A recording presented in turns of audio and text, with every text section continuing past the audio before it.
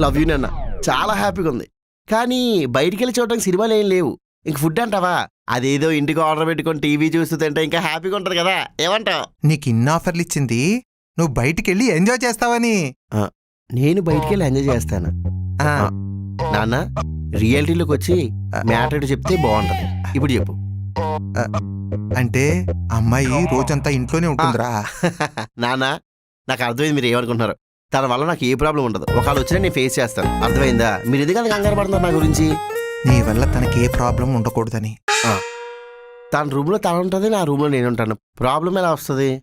తినడానికి తాగడానికైనా కలుస్తారు కదరా. నాన్న, వినడానికి చాలా చండాలంగా ఉంది. ఏం జరగదు, మీరు ఇంకా కంగారు పడకండి. చూస్తూ చూస్తూ కసాయివాడి చేతిలో గొర్రెని పెట్టడం నాకు ఇష్టం లేదురా. అర్థమైంది, తన కసాయిదని. అర్థమైంది, నేనే కసాయివాడిని. అయినా సరే నాన్న, కంగారేం లేదు. మీరు వెళ్ళండి ఆఫీస్కి. టైం చూడు. ఒరే, టైం అయిపోతుందిరా. ట- ట- ట- ట- ట- జాగ్రత్త.